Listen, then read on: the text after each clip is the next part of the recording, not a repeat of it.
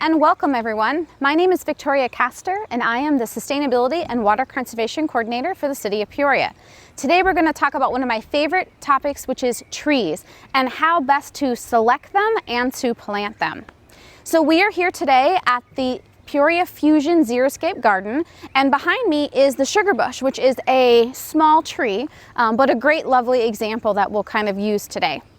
So trees have amazing benefits when it comes to your ecosystem, but also your energy bill. If you plant the right tree in the right place in your landscape, you can reap the benefits, not only of fresh air and for the wildlife, but that shade it can provide to your house can reduce your energy bill considerably. So the first thing is to know your landscape. Think of where in your yard a tree would fit best. But when we're talking about tree size, make sure that you are looking at the mature size of the tree. When they're cute and small at the nursery in that 5-gallon container, they look like they'll fit anywhere. But if the mature size of the tree is a 30-foot wide canopy, but your yard only spans 15 to 20 feet, that might not be the tree for your yard. There are many different trees that come in different growth habits. Some of them are very upright, some of them are really widespread. So knowing the area in your landscape that you want to have the tree will really help be your deciding factor into the different tree types that you can have. Another important thing is to make sure that we plant the tree properly. When you get the tree in the nursery and it comes in the large bucket, most likely there's several inches of just mulch that's on top. You have to dust all that off until you can find that first leader root or the root flare. So you have the trunk and then you have the root flare or that first root. That location is the point that needs to be above the surface when you plant the tree. That may mean that if your container is this big, the hole you actually need to dig, because where that root is may only be about 1.5 to 2 feet deep. So look for that, and that will tell you how deep your hole needs to be. You also need to make sure that you make the hole about 2 times wider than the pot that the tree is in, because that provides an area for the roots to expand and to grow into. So when we plant our trees too deeply, it can cause a host of problems that lead to an early death of the tree.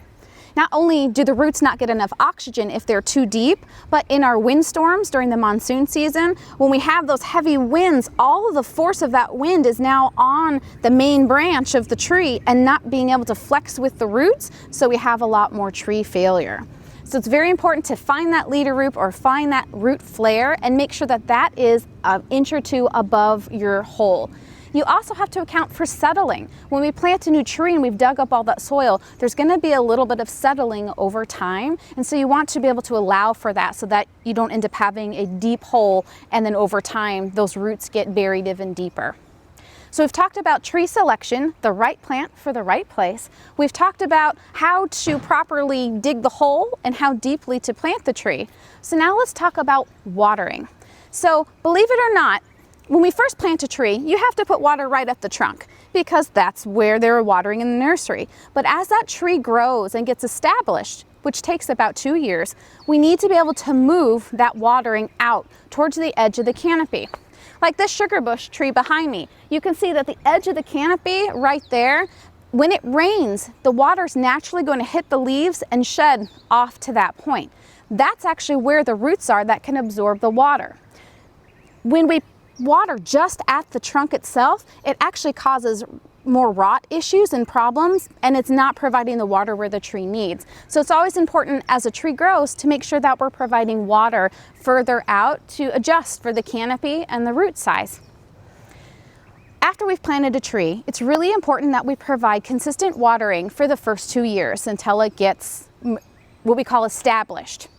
But that means the first few weeks it's in the ground, we just make sure that we wet the area and that it dries out a little, and then we wet the area. And you do want it to dry out in between waterings, otherwise you can come into some root issues.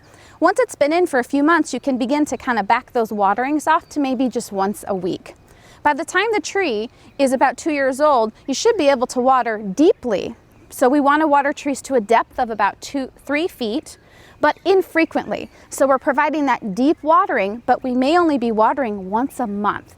If it's a native desert tree, sometimes you don't even have to water that frequently because those trees eventually can be cut off from your irrigation once they are mature and established.